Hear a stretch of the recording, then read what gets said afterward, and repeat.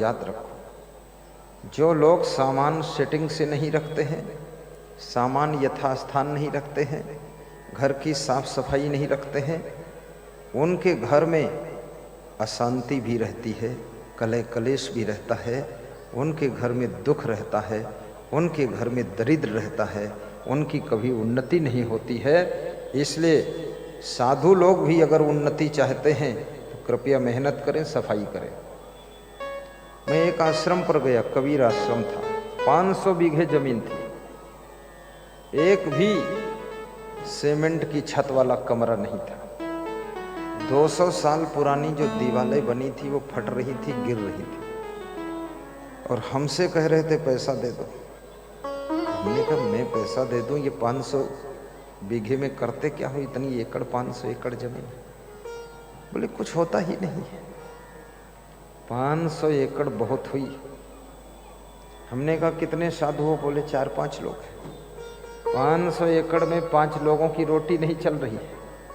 वो साधु नहीं है, वो कोढ़ी रहते वहां। पूरे आश्रम को बर्बाद कर दिया, आश्रम कबाड़ा बना दिया। उनका मैंने बेडरूम देखा, ऐसी गंदी रजाई ओढ़े थे जिसमें नाक थूक मैल कीचड़ सब लगा हुआ था।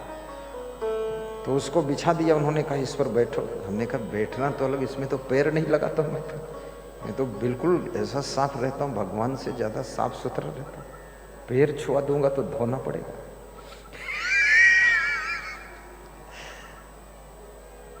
क्यों नहीं सफाई करता?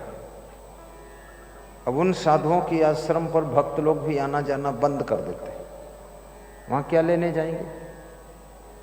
क्योंकि वहां तो नरक सीखना हो तो जाए।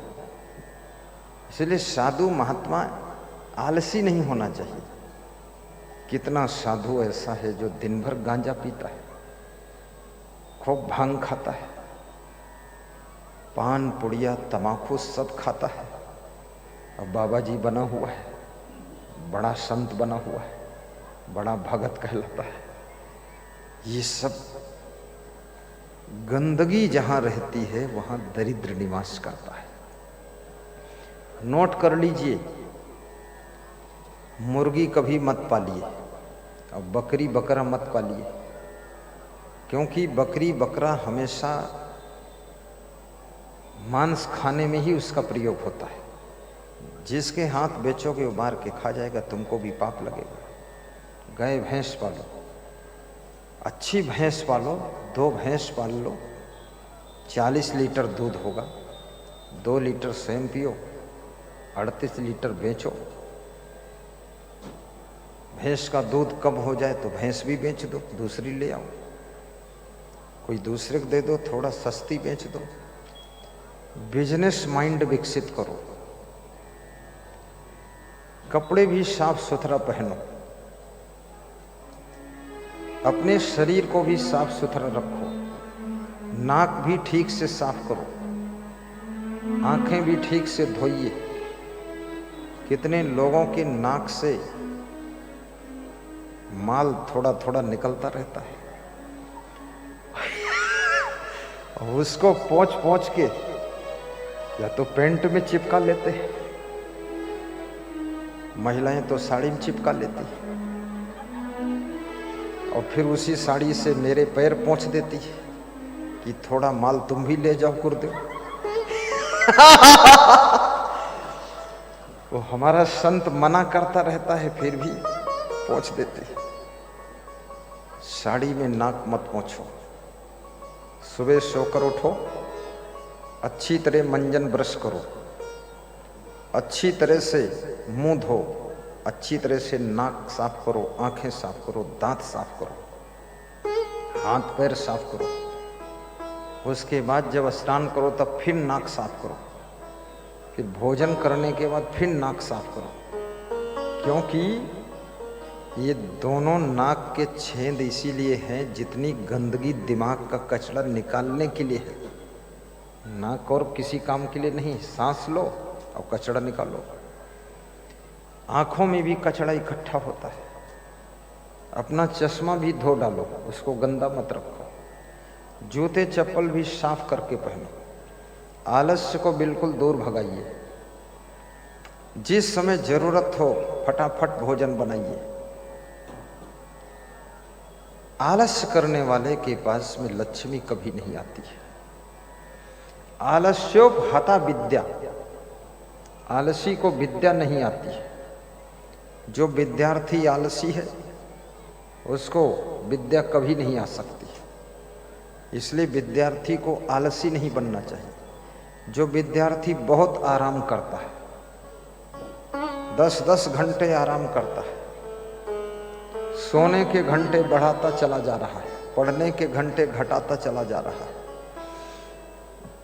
और जिस विद्यार्थी के माँ बाप पैसे का हिसाब किताब नहीं लेते, टाइम का हिसाब किताब नहीं लेते, वो विद्यार्थी विद्या अध्ययन नहीं करेगा, बिगड़ जाएगा। छत्तीसगढ़ में एक शिक्षक जी हमसे कह रहे थे कि मेरा बेटा बिगड़ गया। तो उनकी पत्नी बोली बिगड़ नहीं गया, इन्होंने बिगाड़ दिया, अंधाधुंध पैसा दिया है उसको। बोले अब आप सुधार दो गुरुदेव। तो हमने कहा मेरे पास ले आओ। बोले आपके पास वो आना ही नहीं चाहता है। मैंने कहा गुरु जी के पास चलो, तो पहले से भाग गया कहीं रात में। फिर दोबारा मिले तो हमने कहा अब क्या हुआ? बोले अब एक लड़की लेकर भाग गया। तो हमने कहा अच्छा है, बिना मेहनत की बहू मिल गई। कोई न ढोल बजाना पड़ा और ना शादी का इंतजाम करना पड़ा, फ्री में बहू मिली, ये कोई कम डेवलपमेंट हुआ? बोले बदनामी बहुत है। जिसको तादाद से ज्यादा पैसा मिलेगा वो व्यक्ति बिगड़ेगा। इसलिए कृपया अपने बच्चों को अनावश्यक पैसे मत दीजिए, अनावश्यक घूमने का मौका मत दीजिए। टाइम का भी हिसाब किताब लीजिए, पैसे का भी हिसाब किताब लीजिए। रघुवीर मीणा राजस्थान कोटा के निवासी डहरा वाले, उसने बहुत बड़ी बात मुझसे कहा था 16 साल की उम्र में। वो जब मेरे पास आते हैं तो मेरे खड़ाऊं पकड़ करके लेकर पहनाते। इस समय बड़े सेठ हो गए। उसने कहा कि अगर पिताजी हिसाब किताब नहीं देंगे तो पिता के साथ में हमारा तालमेल नहीं रह सकता। पिताजी को भी हिसाब देना पड़ेगा। रिश्ता भाई भाई का और हिसाब पाई पाई का। हिसाब किताब रखो। हिसाब किताब वही नहीं देता है जो गलत जगह पैसे खर्च करता है, और वो व्यक्ति हिसाब किताब तुरंत दे देगा जो सही जगह पैसे खर्च करता है। समय को भी फिजूल मत खर्च करिए। मनाली कुल्लू घूमने मत जाइए। मनाली कुल्लू घूमोगे उल्लू ही बनोगे। क्या है वहाँ? पहाड़ है, नदी है, झरना है, बस इतना ही है। कुल्लू मनाली जाने की जरूरत नहीं है। अपने घर ही में इतना विकास करिए